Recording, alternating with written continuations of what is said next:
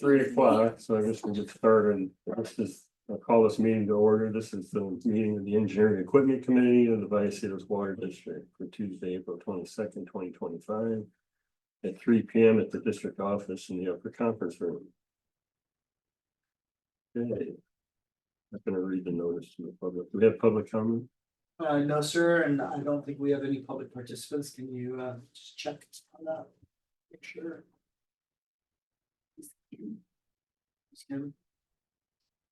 One attendee and attendee spot Kim. You click on the attendee. Yeah. No, so no public comment. That's it. So I guess we'll just get right into the agenda here. Item 1, capital facilities. FY 24-25 quarter 3 update. And as the committee members may recall, per policy, what we do is we come quarterly to the board for an update. Quarterly to committee for an update, and annually to the board. So this is our quarterly update, and I believe Marissa will be taking the ball on this one. Well, thank you. Okay. So good afternoon. My name is Marissa Padilla, and I serve as our capital facilities engineer here at the district, and Allison Fisher, our capital facilities assistant engineer, is joining me. And together we'll be presenting the capital facilities quarter 3 update for fiscal year 24-25.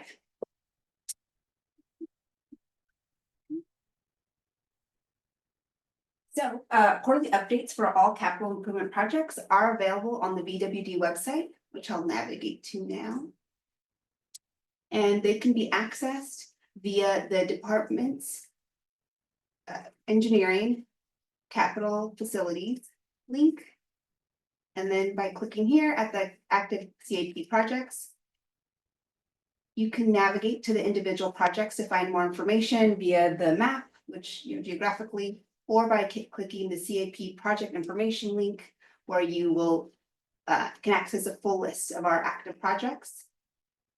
The quarterly updates include key milestones, latest schedule updates, and then the latest financial information. Here, there we go. So we currently have 4 construction projects, projects in construction, with the total construction contract amount of $28,602,262. It's $28,602,262. So we're busy. We have a lot of projects in construction right now. The MRF chlorine contact tank expansion project and the conversion to sodium hypochlorite project are ongoing at our Meadowlark water reclamation facility. We also have the Montiel lift station replacement project, which kicked off this quarter, and that is kind of taking over where the recently completed Montiel force main replacement project left off. Here you can see some projects of the recent excavation for the Montiel lift station, where the force main extends through our easement and right before it hits the lift station. Our final project in construction is the Amigos water line replacement project, which has steadily continued since our last update. The yellow line on this map shows the new alignment of the pipeline, and the dashed blue line is the existing alignment. The contractor began work at the, make a pointer, make it a little easier here to see. The contractor began at the north end of the project at the district's request, because this is the area where we have the most vulnerable pipeline segment, and has continued south from these northern limits to Carrillo Drive and installed approximately 2,900 linear feet of PVC pipeline. And as you can see here, this is the existing pipeline alignment, and it'll be realigned out of customers' yards and into the roadway, making future access and maintenance easier. The pipeline segment that was most recently installed has passed hydrostatic testing this last week, and will now be undergoing chlorine disinfection and bacteriological testing before the pipeline is placed into service. This will mark a significant milestone in the project, as it will enable the district to transition customers off of the most vulnerable segment of pipeline. Within the last 5 years, our district staff has responded to over 20 main breaks along the project alignment. So it will hopefully help free up our staff significantly. And now I'll be passing the on to Allison for going over our projects and design. Just, I just had a question Yeah, about please. that, Tracy Migos. So the existing pipe, is that just slurry filled and like left in place? Yeah, so, Oh. so it'll be abandoned in place, and there Okay. is, they have every so many feet, I don't know off the top of my head, they'll cap and slurry fill and to make sure that it's, nothing gets into it in the future, but yeah, it will be abandoned in place, mostly to limit having to dig up people's yards. One of the things that does that existing pipe, as in the northern portion, actually this whole portion. It was inherited when the Vallecitos Water District, or before San Marcos Community Water District County Water District was first formed. So some of that pipe predates the existence of Vallecitos, so it's gifted to Vallecitos, and that section of pipe that's being replaced is actually basically tar wrap steel steam pipe, never meant to actually hold domestic water, so. And, yeah. prone to Did that come from the Navy or something? It came from the original farmers that Right. kind of deeded it to, that's when Vallecitos was first formed, that's my understanding, talking to the old. But they probably got it Vallecitos. used for someone. Yeah, who knows, that pipe could be from the thirties for all we know, it was installed in the fifties, so.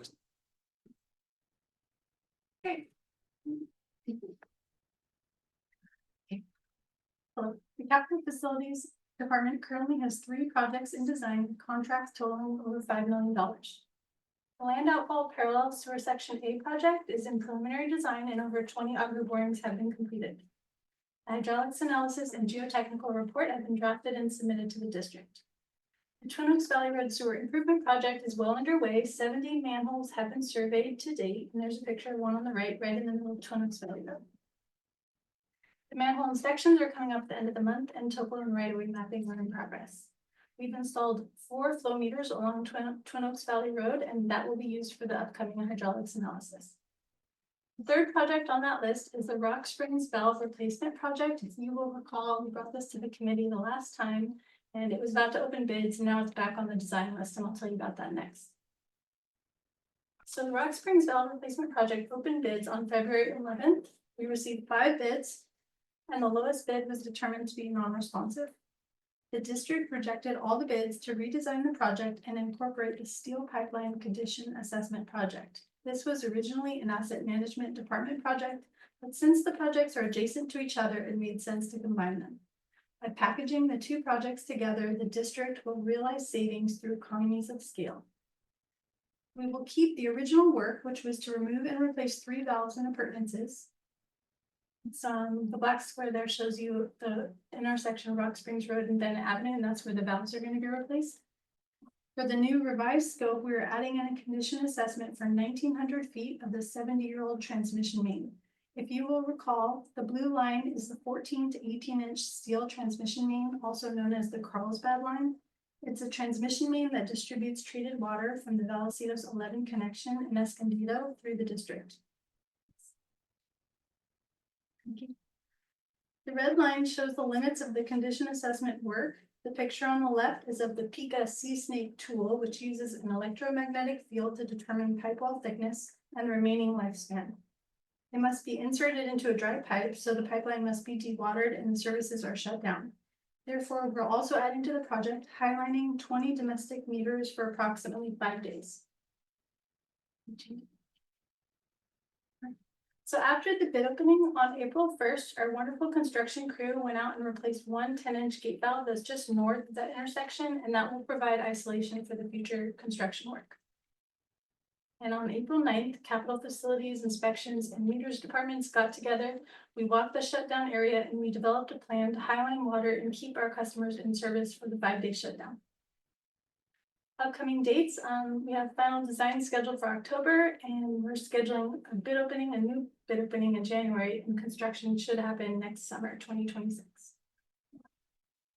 This item is for informational purposes only. We anticipate coming to the board for a construction award in February or March next year. We're now happy to answer any questions that you may have about any of the projects. Questions? That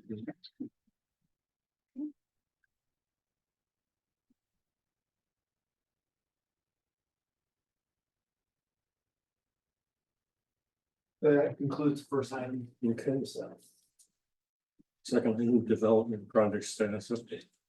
yeah, so with this, again, this is something that's not per policy, but that we bring, is it twice a year, Elizabeth? Yes. So twice a year, we bring this to the committee for review, and it's an update of all the development activity and the timing of that development activity. So I think both Elizabeth and Caitlin are here to propose this. She's here for moral support. Got it, so Elizabeth will take the ball on this. Big task of helping me update this. Great. And then I think moving forward, we discussed bringing this annually, starting in July, so you'll see us again in July with an update and, To the full board, the full- yeah, to the full board. Yes.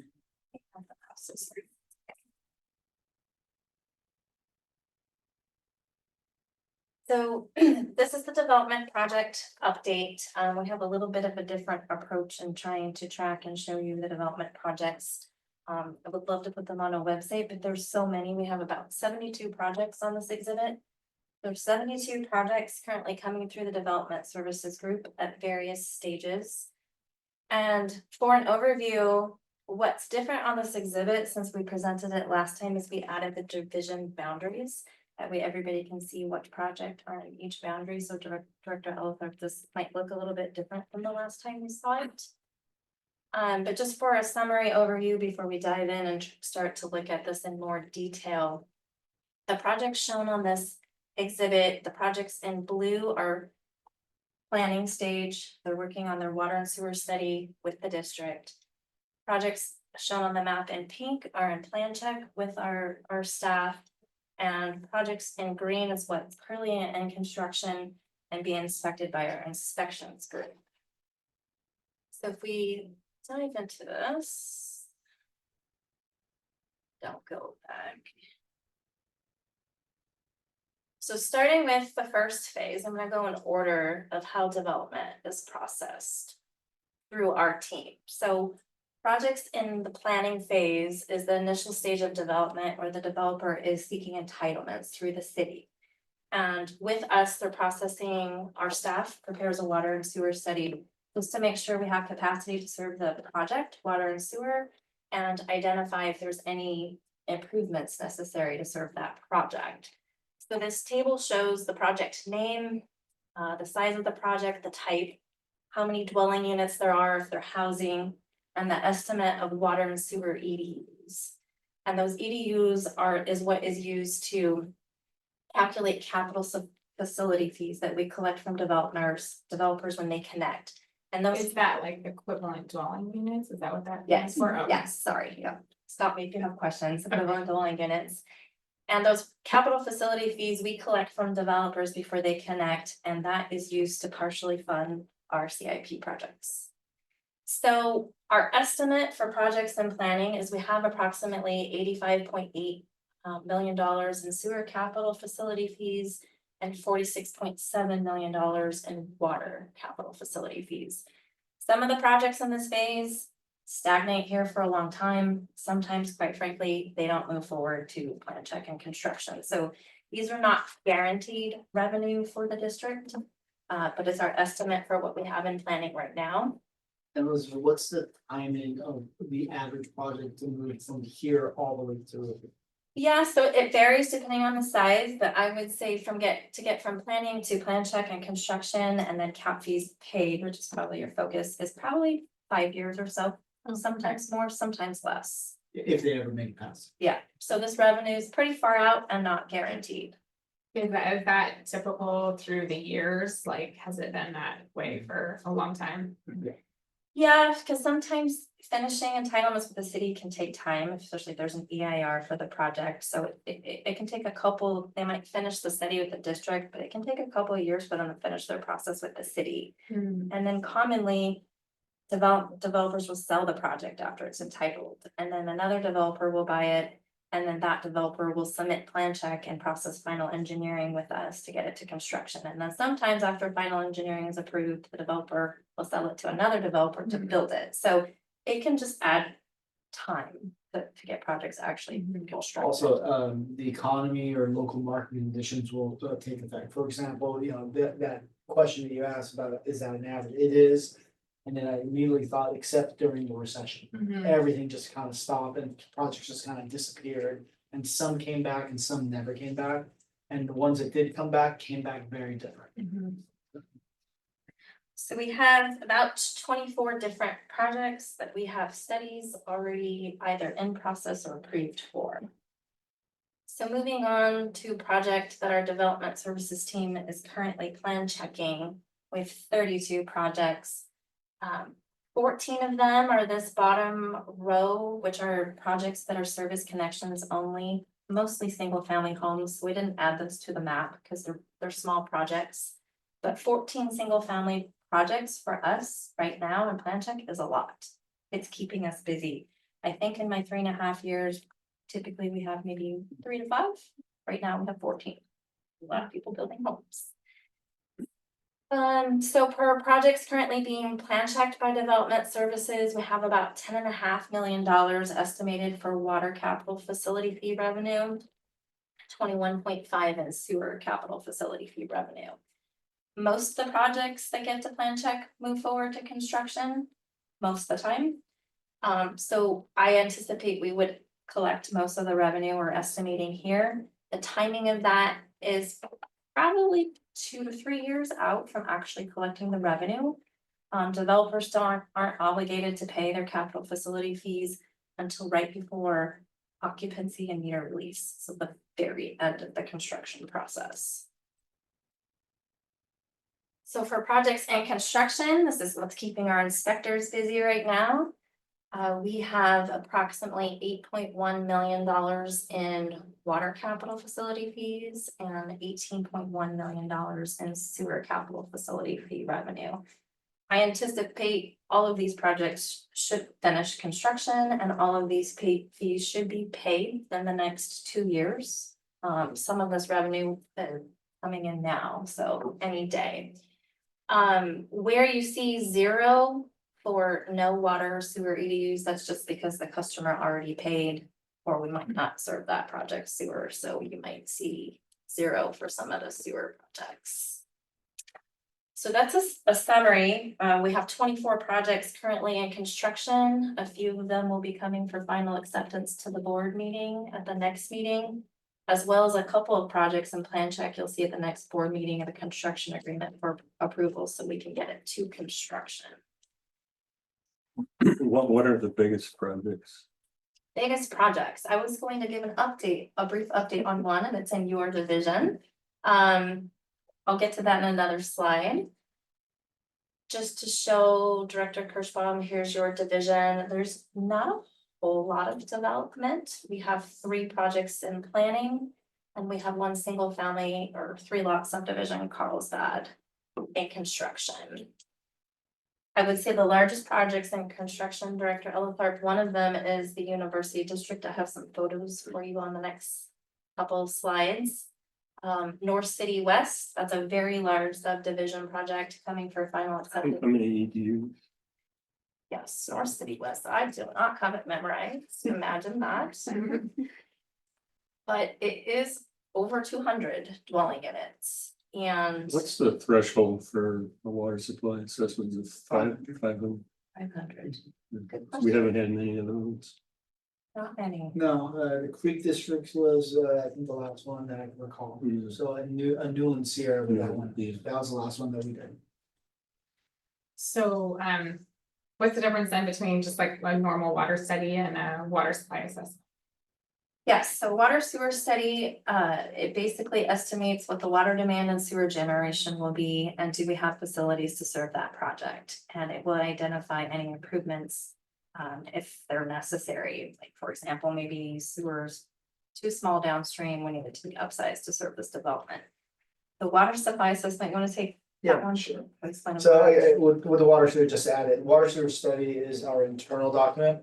And that's how we compare what the development is proposing to what we planned on in our adopted master plan. So if it's, 100 units was planned for in our master plan, and you're building 100 units in our master plan, then it's a very simple study, but if they are doing something else, then we want to have basically a report that documents the delta. So we know basically where we will jump off on conditioning or potentially conditioning the development. It's not what we condition, but it's something that we use to help quantify what to do, how to condition, how they affect us downstream. The water supply assessment and verification is a state required document through the CEQA process.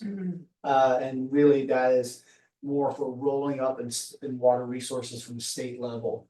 And it's required through the CEQA process for that. So it doesn't have any bearing on conditioning, it doesn't have any bearing on a master plan or anything to that effect. It's completely independent, but it's required through the CEQA process.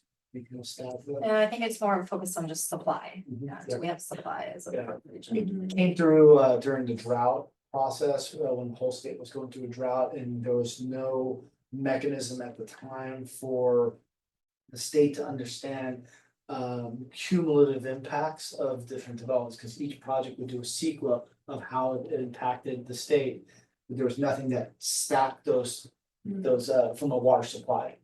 So that's kind of where that came from. And then also shortly after the urban water management plan was just used for something else, kind of piggybacked on that concept.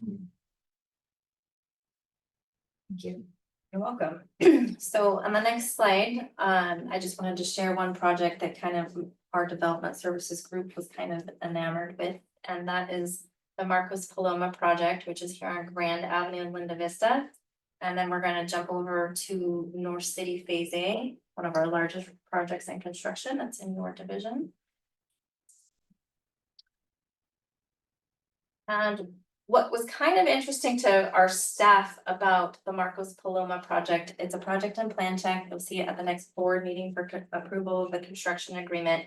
This is the eastern portion of the project, just the landscape architecture exhibit. But what everyone is really excited about and talking about are the new restaurants coming. We have a distillery, a brewery, and a speakeasy.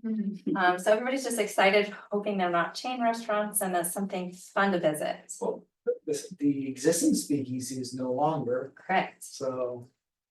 So when we saw this, you know, it's just the chatter of the development services group. This is Good kind of to know. gonna be fun. Give a So, peek into the. yep, what's coming to the city of San Marcos. So going into construction soon. So, and you'll have to forgive me, I have another kind of probably obvious question for you guys. So if you have a retail development or commercial development, do you still use EDUs as your way to estimate? So there's probably a way that you kind of use like square footage or something like that. Yeah, we have demand factors identified in our master plan based on commercial use. How much water demand there is in sewer generation, and we have that for all land use types, whether it's residential, commercial, industrial. So we just calculate the EDUs and charge fees that way. And those demands are developed through 5-year increments of actual water use. Oh, okay. And then they're averaged out for those type of land use types. Good question. So this is University District Phase A back in August 2023 when I did a brief update at Engineering Equipment Committee. At that time, these 2 cranes had just mobilized. You can see it from Highway 78. And I thought there'd be a lot of questions on what the cranes were for. So this is when they mobilized. At the time, they had just finished excavating a 2-story below ground parking structure. And they are building a 460 multifamily high-rise building with commercial space on the first floor. So that's August of 2023. Compared to this photo on the right was taken last week. One of our inspectors was practicing his high school photography skills for me to get some pretty pictures with flowers in it for us. Maybe freshman in college. Why is that? There we go. Sounds like I saw the lighting was hit it right. I tried to get some good photos. Scaffolding partially removed. Yeah, cranes are demobilized in the last few months, and then our inspector also snapped a photo of the rendering of it for their leasing office. They anticipate leasing and having people move in January 2026. So capital facility fees for this should get collected before January for this project. It's on the order of almost $9 million. water and sewer, so you guys can have money to work on your projects. Possibly spend it. Yeah. And we have the collection and the spending group. here. Exactly. So kind of a fun project. We don't have very many high rises here in San Marcos, obviously. Our meters in this are actually tucked in a utility room that we have an easement for and access to. So we actually had to coordinate that design with the architect and all of the other utilities. That was kind of a fun first for us. So it's probably fire pumps. They have The a whole tank. they have a tank up top and. Yeah. So, and we're still talking about the discharge of that tank, timing it when they have to clear it out, because they can't just let all that water go into the sewer system. So, So are each one of those units, do each one of those units count as one dwelling unit? Yes, one Okay. dwelling. Okay, no, not each unit is, Oh, it's calculated based on. But one dwelling unit, not one EDU. Yeah, not, one dwelling. That's correct. oh, That- okay, yeah, One EDU of water or sewer is equivalent to the use of a single family home. So since this is like four, multi-family. that would assume like 4 people in each. 3.7. Oh, 3.7, okay, I don't okay. remember. Yeah. Oh, whatever the San Marcos comes up with for the, that's Okay. where it Yeah. comes from. So then, like a small apartment, for example, might be less than one EDU, right? Yes. Okay, On the order of 3/4 of an EDU. Yeah, so you could have, 400 or 500 units, and it might only equate to 300 units. okay, yeah, so I was wondering. And then you add the commercial space in, but those are metered separately. Yes. Is Draft Republic staying there? As far as I know. Just curious. Yeah. So I didn't know if you had any other questions. I know at this scale, it's not the easiest to read, but if you'd like me to zoom in and look at anything, happy to do so. Is that on the website, this exhibit, or no? Okay, that's a really great exhibit, I like being able to see. Well, I will say it takes a lot of time. Thank you, Kate. So wrangling the information from the whole team to make sure it's updated and it's a lot. One of the things we're planning on doing is we're gonna go in July, basically show this to the whole board. And then there'll be a PDF version in the packet for Mhm. everybody, and also will be in the minutes. Okay, Consider trying to put it on a website similar to Capital, because I really like that, but there's so much information that I think it would just get lost on a website. yeah, it would take forever just to load that probably. And, so. and the logistics of it, because the capital facility dollar amounts change, because there's a ENR update in January, if the board takes any action. So you'd have to constantly be updating those things, and we're not going into it monthly. No. We're coming into it twice a year. Okay, So that's about it. yeah, And development moves slow, so it's that twice a year is appropriate. it's okay, yeah. Has there been any pushback on the new cap fee?